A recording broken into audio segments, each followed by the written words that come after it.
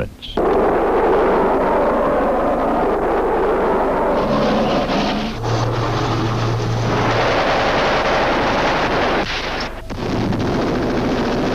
fifth of the world's countries are at war.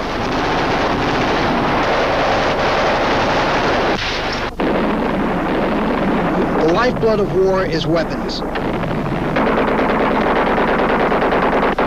This report is about who makes, sells, and trades those weapons. I'm Joe Trento, and for the next hour, we're going to take you inside the arms business. We'll show you who makes, sells, and uses the weapons of war. You'll meet the world's largest arms dealer, and we'll take you to the Persian Gulf War, and we'll show you how the arms business can be a wilderness of conmen, spies, and violence. We call our report Merchants of War.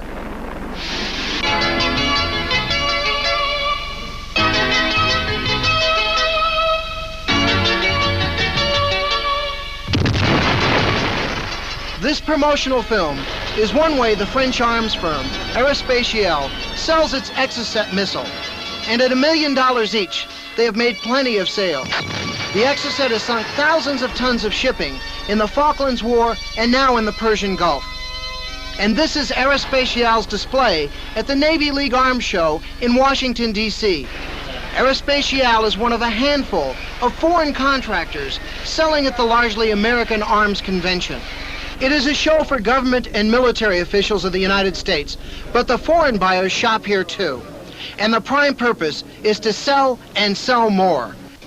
Sellers use all kinds of methods to get their message across. The Sikorsky division of United Technologies uses a pitchman to push its line of helicopters. Do you believe in the magic of Sikorsky helicopters? There's only one answer to that. That's yes, right. The main contractor for the space shuttles, Rockwell International, used an elaborate laser beam show to tell its story. Rockwell has been the U.S. Navy's supplier of submarine navigation equipment since 1958. McDonnell Douglas used an actor playing the commander of an enemy force, explaining to his troops how McDonnell Douglas equipment caused their defeat. You will have a tough fight for, as you know, our 18th Armored Battalion and most of our anti-aircraft defenses, artillery, and fuel have been destroyed by the Harriers and Hornets. Every kind of weapon was represented at the show, and at ever-increasing costs. This is a Sidewinder air-to-air missile, $100,000 each. The F-16, $20 million each. The cruise missile, $850,000. And this reconnaissance drone, $150,000 each. And expensive weapons are not limited to the United States. May Day, 1984, Red Square in Moscow.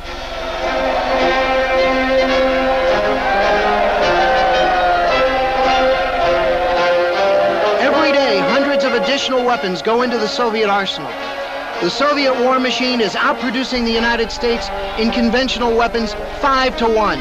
And the Soviets are pouring weapons into hotspots around the world, from Iraq to Central America. The Soviet Union refused repeated requests to provide a spokesman to talk about their arms sales. And the American buildup moves ahead. It includes the new multi-billion-dollar Trident submarines and their missiles.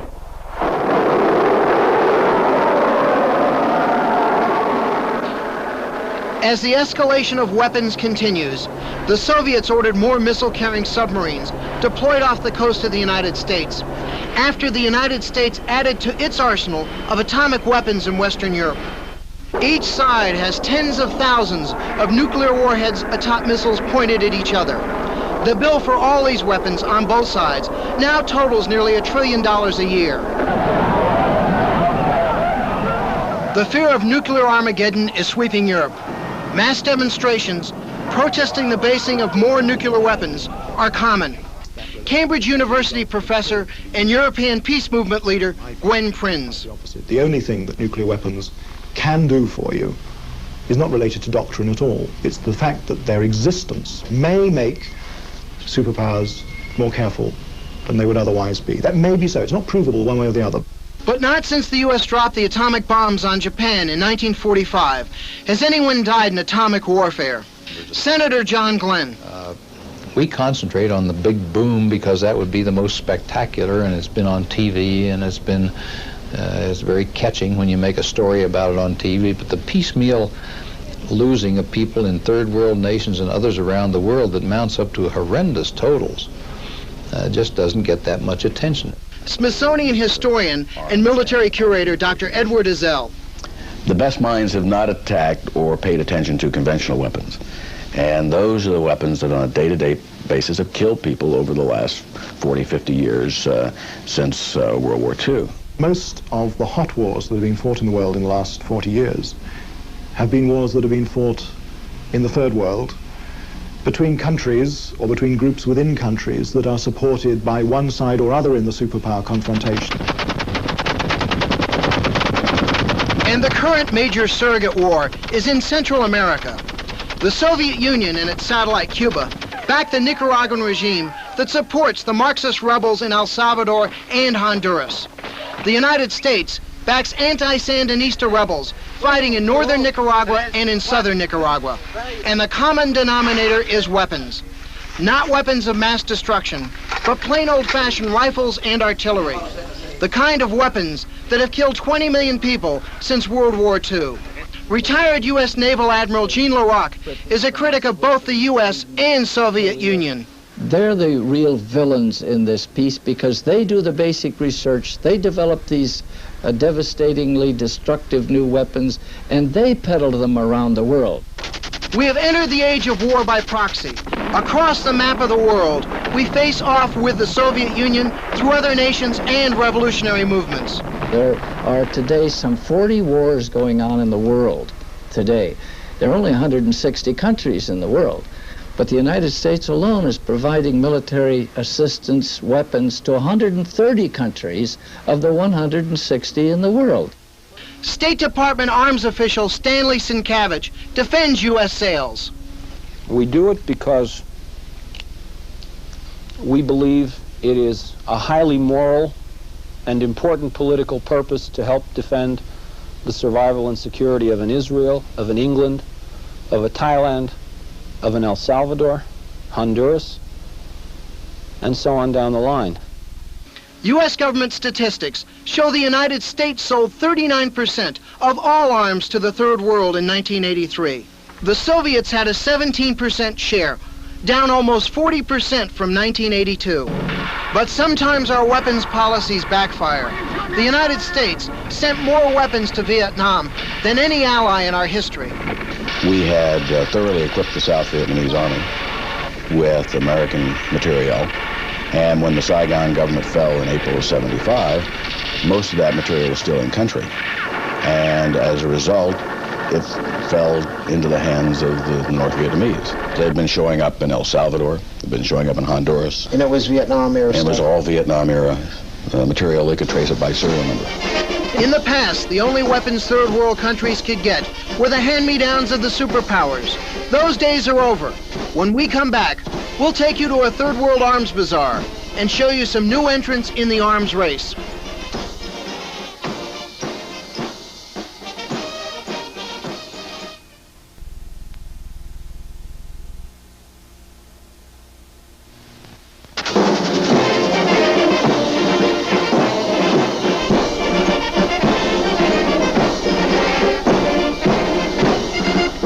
This is Santiago, Chile, and this is not a celebration of another political victory by Augusto Pinochet's government.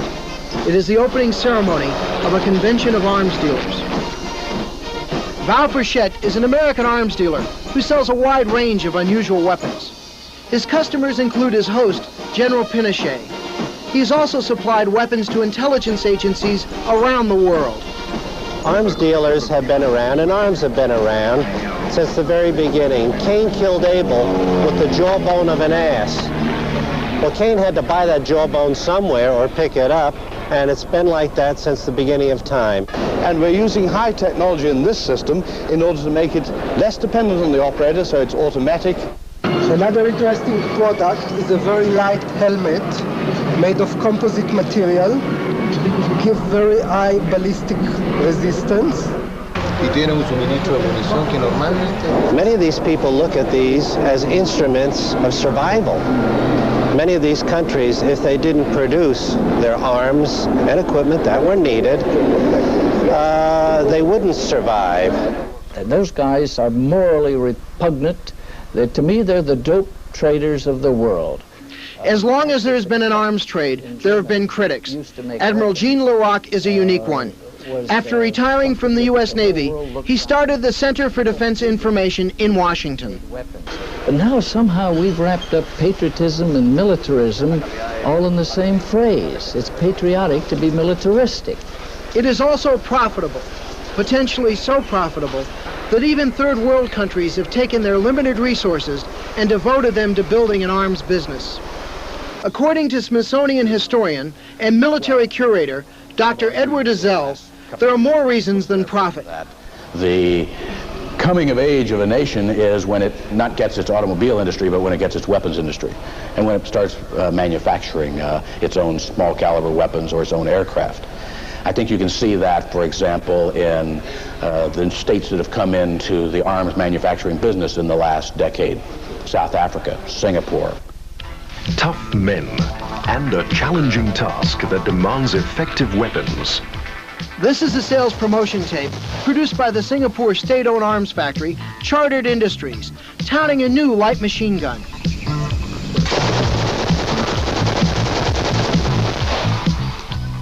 As Singapore's economic level increased in recent years, the tiny dictatorship wanted to arm itself. So at enormous expense, it went into the arms business. The Singaporeans now have developed their own rifle and their own machine gun, which they are now trying to sell on the international market.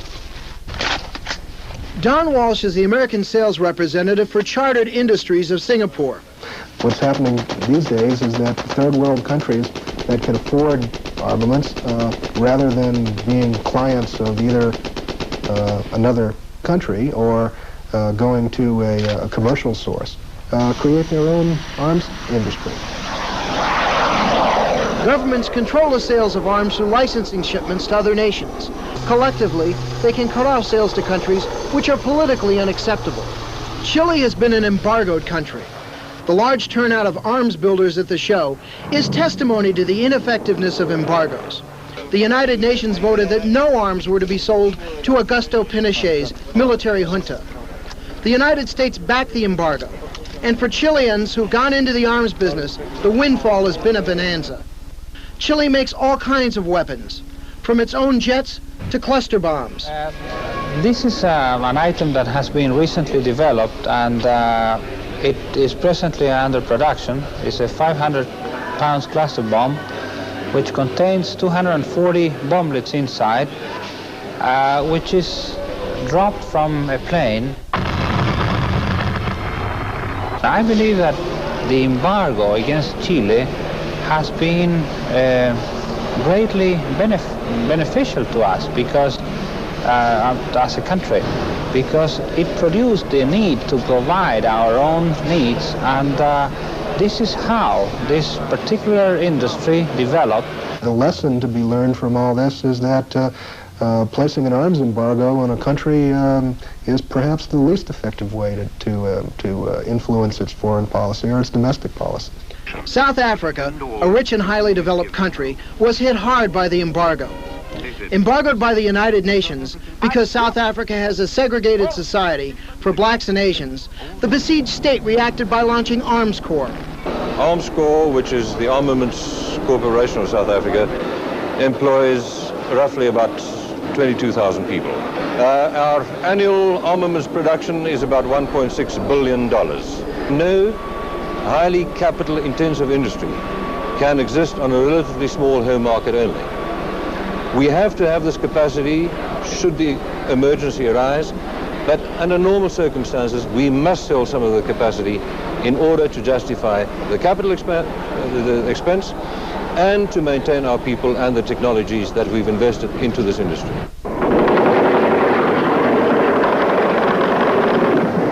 Nothing sells arms like a successful war.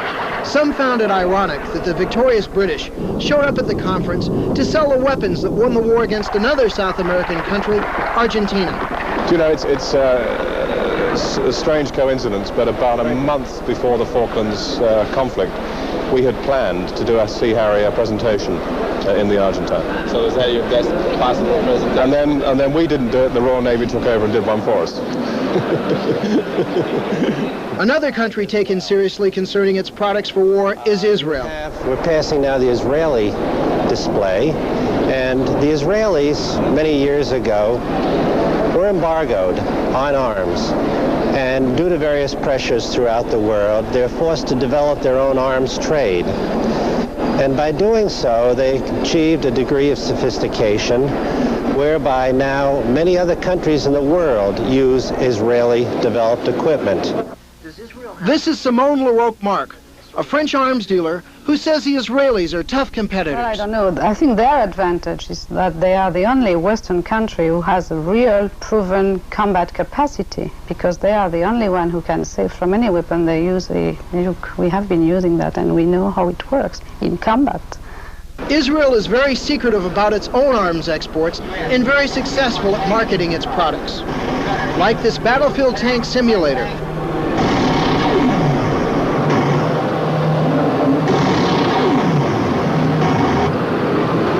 Now I managed to destroy the 2 tanks. Okay, you were asking about the ethical problem. Well, first, my simulator does not kill. Second, it's really the problem of those who buy it. I mean, they make the decision whether to buy it or not. And third, maybe if people will put their anger and their violence in this kind of simulator, maybe they'll give up real shooting and real killing. But at least for now, people are buying real weapons. Next, we'll take you to the world of Sam Cummings, the world's biggest private arms dealer.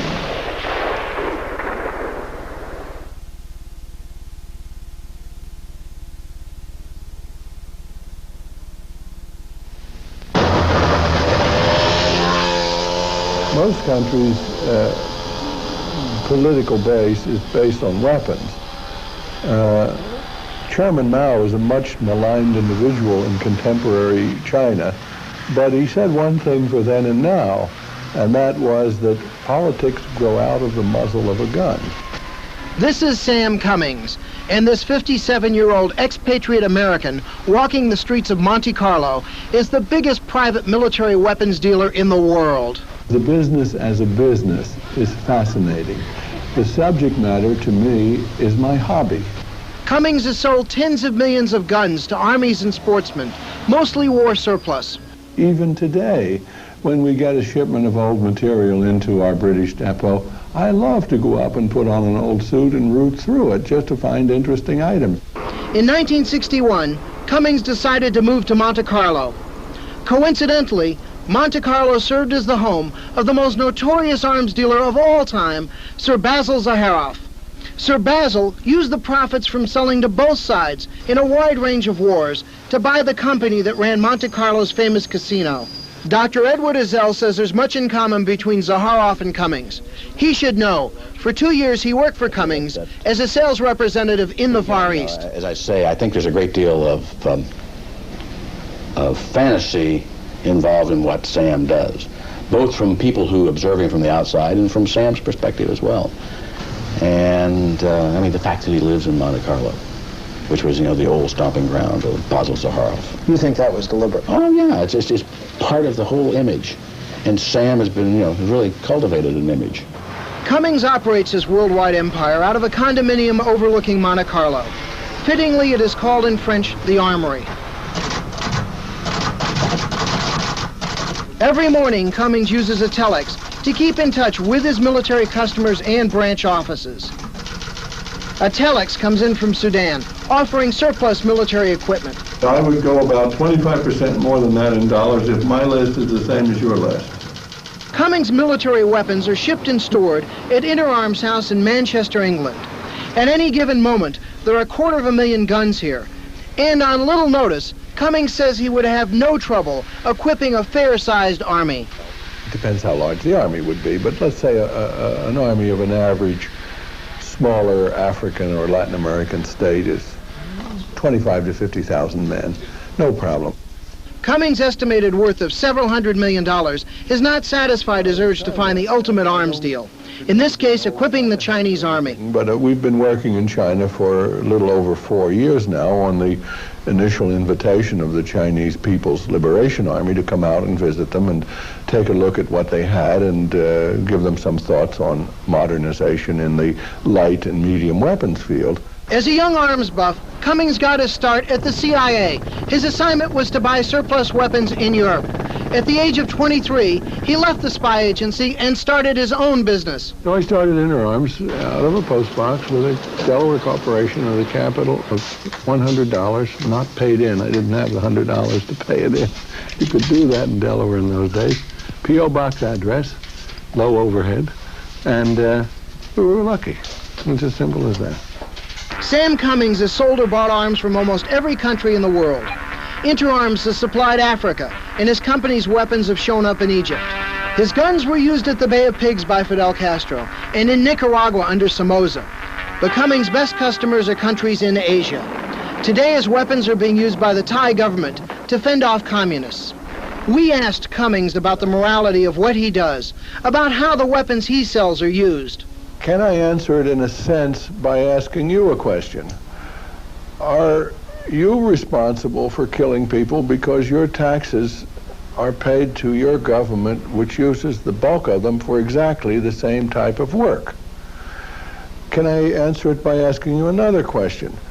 Here on my desk is a paper knife. It's quite capable of killing someone, but it's an inanimate object. Is it good or evil in itself? Does it have a character? I personally find that very difficult to believe. Cummings says that being a private arms dealer is not easy when the same governments that regulate you are your biggest competitors. The leading private arms dealers don't amount to a row of pins compared to what the governments do. By any statistical standard, money, numbers of units, whatever you want to pick, the governments, and by that I mean the major governments, but also minor governments are very active, must do at least 95% of the world's arms commerce, overtly and covertly. Though Cummings complains about the role of governments in the arms business, some say he has profited because of favors he's done for intelligence agencies. Sam has always skirted around what any kind of relationship he might have had with the CIA. And I don't know whether that is to hide the relationship or to leave it mysterious enough that each individual can draw his own conclusion. Does Cummings use his mysterious image to help his business? He knows very well that when he talks to the media, that's the best advertising in the world. Even if they portray him as, an evil soul, he can't lose. 007 James Bond is carrying the Walther PPK. Sam Cummings has a license to make the PPK in the United States. Free advertising like this Bond film helps market the PPK. That's important to Cummings because he's trying to get the U.S. Army to buy 500,000 of the handguns. But he faces more than a score of competitors. And Sam Cummings doesn't like competitors. Well, when you want to be king, you don't want there to be, another king in the same country. And Cummings has worked hard to eliminate his competition. I try to look after them in the same way that I'm sure they try to look after me. And I suppose turnabout is fair play. And you're correct when you say the competition is essentially gone, and I can't shed any tear of remorse about that. Cummings asked CNN to join him and his wife on the 8-hour drive from Monaco through the Italian Alps to the chalet in Villars in the Swiss Alps. He asked us not to take pictures of his wife or his college-age daughters for security reasons. But despite threats to him and his family, he's philosophical about the dangers in the business. I have in a sense, a somewhat fatalistic attitude, because if there was one thing my CIA days taught me is that if they're going to get you, they will. Though Cummings complains about the high taxes on his $1 million chalet in Villars, he loves the lifestyle of the posh ski village. We joined him for a walk where he ran into an old friend. So nice to see you. Nice to see you too. No? When Cummings picks up his mail at the Villar post office, it often includes confirmation of orders for Russian and Eastern Bloc weapons. Cummings says his buying of Soviet-made material is strictly business. They make a better product. I would say the Russians build the best military weapons across the board, and they also build them in tremendous quantity, which is the key factor in modern war. And Cummings warns that the Russian superiority in conventional weapons could have dire consequences for the West. If in a conventional war, without any use of nuclear weapons, the Russians attacked Western Europe tomorrow, the Russians, in my opinion, would reach the Channel in 72 hours and be over the Channel one day later. I don't see how the Russians could be stopped without using nuclear weapons. Cummings believes that if all the Western countries had the attitude of the Swiss toward conventional weapons, the threat from the Soviet Union could be met. In a way, it's in miniature the same philosophy as the big powers use today, armed to the teeth in the hope that the other chap won't bother them. Cummings likes to practice on this alpine range using the weapons that every Swiss male under 55 is required to qualify with twice a year. The military arms business is based on human folly, and that is an extremely reliable element if you're in my business.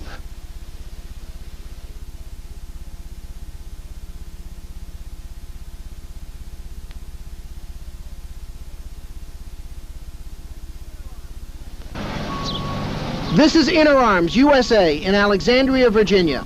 This is where Inter Arms and Sam Cummings first gained renown in the weapons business.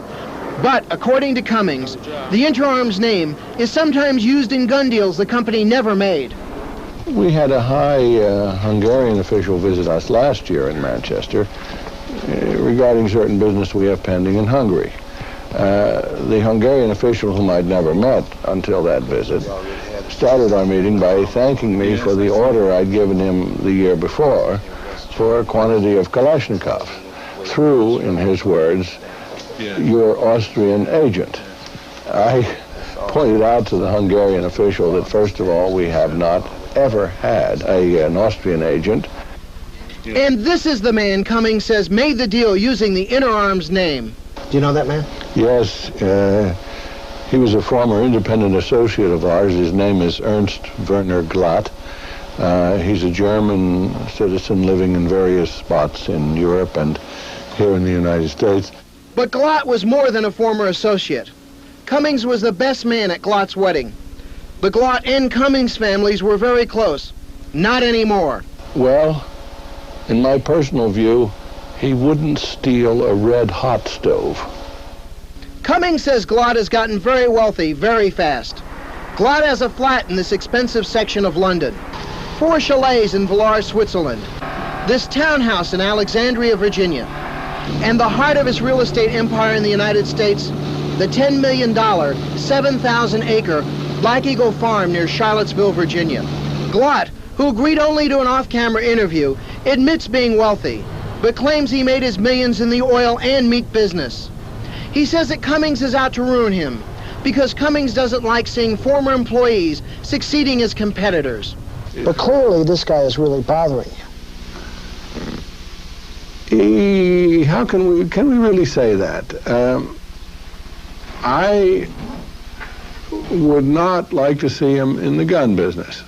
In 1972, Glatt stopped working for Cummings as a commission salesman because he says Cummings would not increase his commission on a $40 million deal with Somalia. Total myth. Marvelous. I say marvelous if he'd done it. Where is the deal? Total myth. CNN learned from CIA sources that Glatt has been working with the Department of Defense since the early 1960s. According to those sources, Glatt is assigned to provide East Bloc weapons to the U.S. government through Army intelligence. CNN learned that this man, Lieutenant Colonel Norman Blaylock, is Glatt's contact at the Pentagon.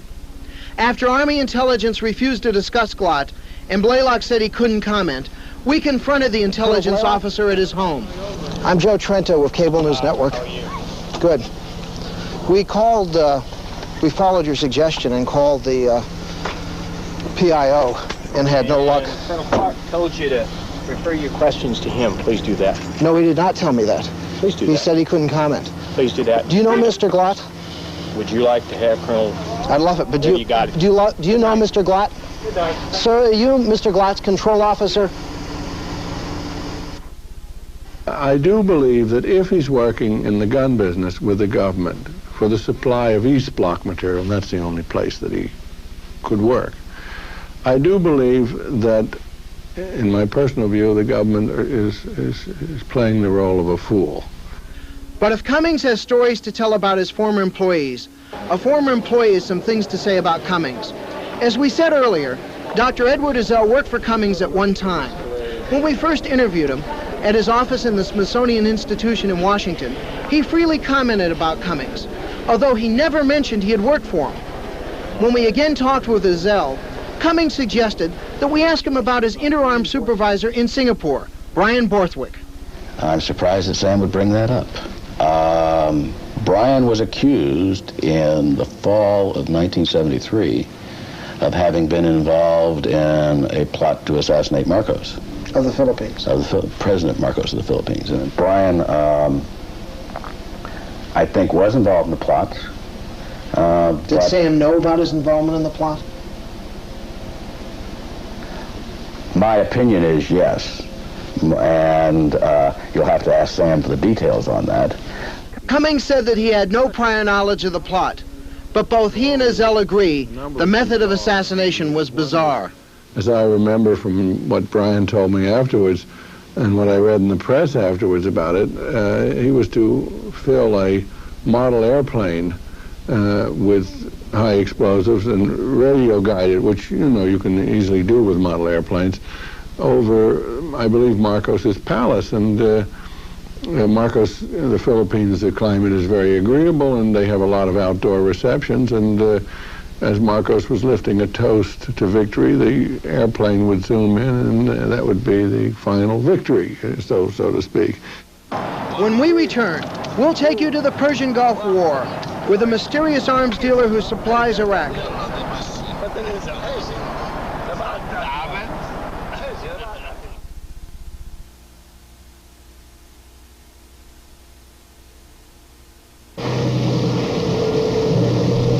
For the rest of the world, the Iran-Iraq war conjures up fear of oil shortages. But for Iran and Iraq, this is just another battle in the war started when Iraq was Babylon and Iran was Persia.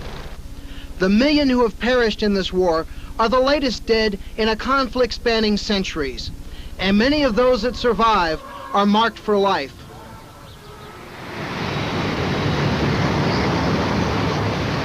"3,000 miles from the Iran-Iraq battlefront is the scenic elegance of Geneva, Switzerland, a suite in the luxurious Hotel Rhone, its occupant, Sarkis Soganelian, the Middle East's largest private arms dealer. His biggest client, Iraq. He's preparing for one of his frequent trips to Baghdad. When we arrived, Soganelian was complaining about an article in the French press, saying Iraq was losing a key battle. Yeah, but it's lie because I was on the phone with the headquarters in Baghdad. And the faith that the Iraqi regime has in Soganelian is so strong that other arms merchants have to go through him before they can even get in the country to make a sales pitch. Well, you have a reputation that counts. The secret is that in this business is keep your mouth shut, put your deal together, and get out of the way. As a boy, Soganelian fought in the French underground. He's a citizen of Lebanon, where he gained an important reputation in the arms business by providing massive amounts of aid to the Christian phalangists. At the CIA's request, Soganelian has supplied anti-Sandinista guerrillas in Nicaragua. His relationship with U.S. intelligence has spanned many years. What kind of equipment? Yeah, what type of aircraft? Soganelian travels in luxurious style, from his suites in the most lavish hotels in Europe to his luxurious intercontinental 727 jet named for his granddaughter, Nicole. He says it's strictly business. With the stress that you have and the mileage that you put in your life, you need that comfort. You have to show that you're not cheap SOB running in the street, and you're running after somebody's buck. Sarkis orders a midnight takeoff for Baghdad from Geneva Airport. Aboard are businessmen trying to consummate a uniform deal with the Iraqi military. They include this man, Jack Brennan, former military aide to Richard Nixon. Brennan tells CNN that he represents Spiro Agnew and John Mitchell in a deal for several $100 million in uniforms for the Iraqi army. As the passengers slept, a nervous aircrew approached the Iraqi capital Baghdad in early morning. Fear of an Iranian attack on incoming airliners normally limits Baghdad plane traffic to darkness. But Soganelian does not always play by the rules. Unknown to the crew, Iranian jets had crossed into Iraqi airspace and begun to trail the airliner. Baghdad Tower ordered the 727 to expedite its landing. Kind of makes you wonder what's going on, you know? After a safe landing, Iraqi officials claim that 2 Iranian jets pursuing the airliner had been intercepted and shot down.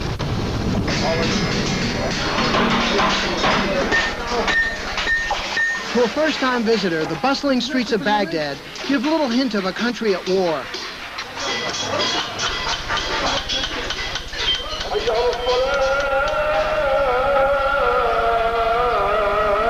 Five times a day, the mosques throughout the city come to life with a call to prayer.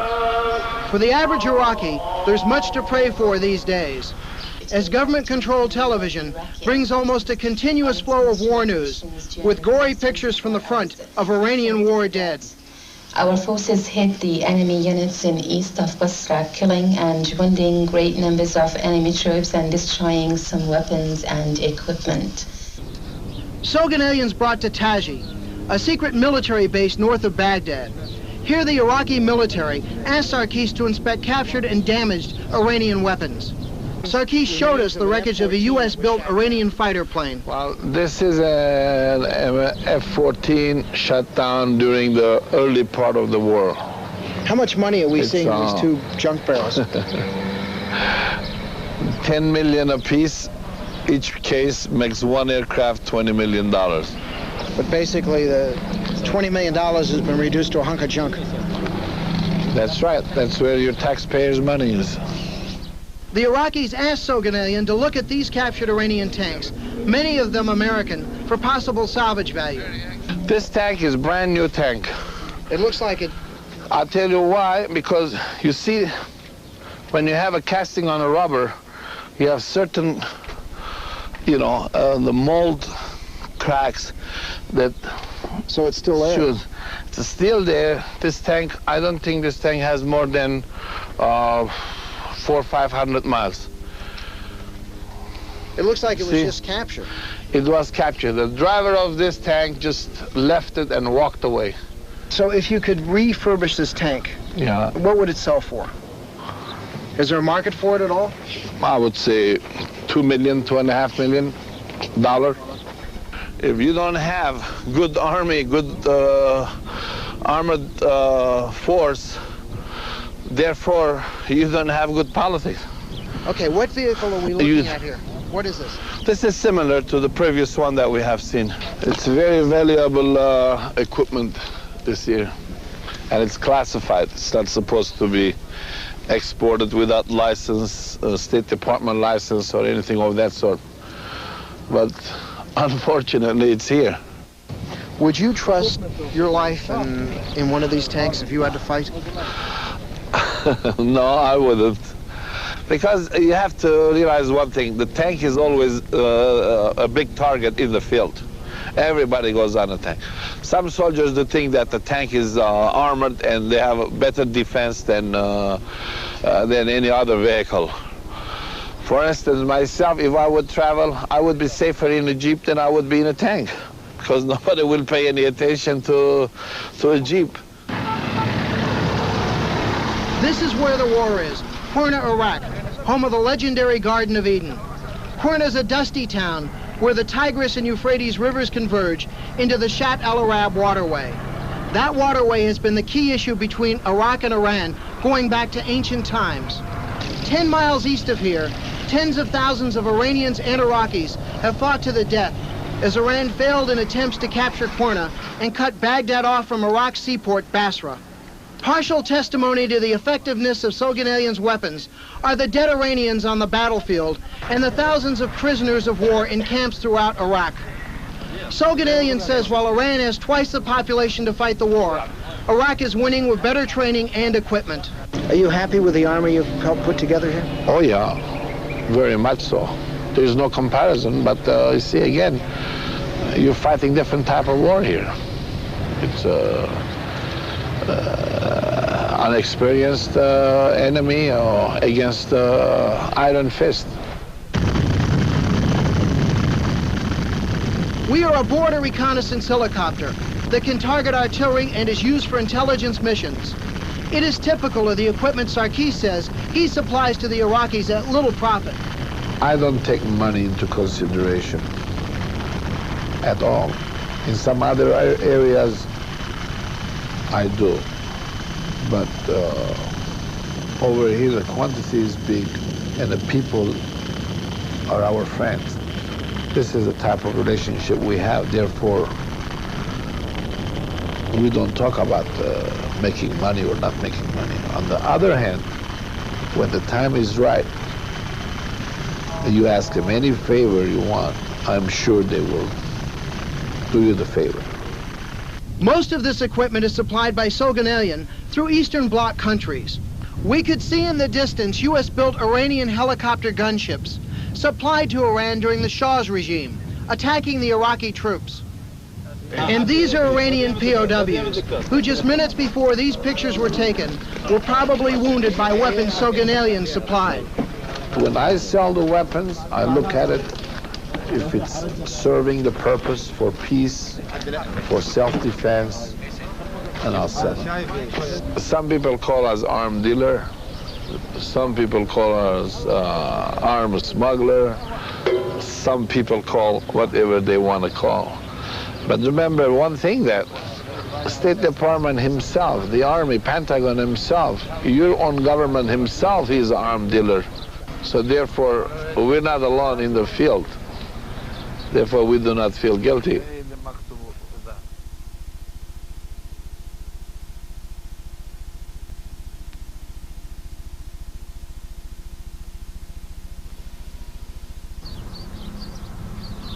Sarkis Soganelian says that while he and the Soviet Union are Iraq's main sources of weapons, Iraq's enemy Iran is getting military support from an unexpected source, Israel. Somehow, the Iranian Air Force, despite the U.S. embargo, has been kept flying. They don't have many planes left, but they are getting the parts so they can fly. Yeah. Who is supplying these parts? Well, it's very clear, and only people that do have that technology that will have those birds flying in the air is Israel. The U.S. has banned all arms sales to the Khomeini government and asked its allies to do the same. But CNN has learned that the United States looks the other way when it comes to Israel supplying Iran. Soganelian says that you can't lay all the blame on Israel. But again, you know, you turn around, you find out they have full support of the USA. But arms dealer Sam Cummings says Israel has its own justification for secretly supplying arms to Iran. Well, the enemy of my enemy is my friend. And the Israelis are probably the world's most pragmatic people. They're very cohesive, very capable, and if they see a war going on between Iran and Iraq, Iran is no friend of Israel, but Iraq is even less of a friend of Israel. The Israeli government rejected repeated requests to provide a spokesman for this broadcast. Instead, the Israeli embassy in Washington issued this statement. The State of Israel does not provide details regarding or refer in any manner to its weapons sales. While the Israelis and Sarkis Soganelian are reaping profits from the Persian Gulf War, at least one arms supplier found a less pleasant fate. British arms merchant John Longstaff, a supplier to Iraq, married, father of two, ended up dead. We commend our brother, John, to your perfect mercy and wisdom. In March, the 36-year-old Longstaff boarded a British Airways flight from Frankfurt to London. Miss Sarah Raphael. Please contact and for information on the ground floor. Miss Sarah Raphael. He was returning from an arms show. British authorities were expecting to question Longstaff about thefts at government weapons depots throughout England. Police found Longstaff's body with his throat slashed in a locked restroom. A double-edged razor blade rested on the dead man's clothing. Police say that Longstaff committed suicide, but his 30-year-old widow, Linda, doesn't believe it. Obviously, I believe that John was murdered, so he must have been involved with some government and a deal very, very deeply. Linda Longstaff says the British government is hiding what her husband was involved in. I know John was approached by them in 1978, but whether or not he was still working for them, I do not know. Well, I always had a fear, because of the state of the world, that we were in a dangerous business. But, I don't know, you just marry somebody and accept what they do. I realise now that the rules of the game are like the old saying, if you live by the sword, you die by the sword. CNN has learned from government sources in Iraq that Longstaff had acted as a middleman in the sale of chemicals to the Iraqi government. These sources say the chemicals were used in a variety of weapon systems. What Iraqi officials will not say is if Longstaff provided the materials used in chemical weapons against Iran. During this program, we've seen how the weapons of war are used. We saw arms merchant Sarkis Soghanian at the Iraq-Iran war, watching the carnage his weapons wrought. We have seen how the superpowers dominate the trillion-dollar-a-year arms market. And we've seen how the third world has entered the arms race. But the business keeps coming in. And arms dealer Sam Cummings says that is the nature of man. I'm convinced that in the broadest sense, the military arms business is based on human folly, and that is an extremely reliable element if you're in my business. Joe Trento, CNN, on special assignment.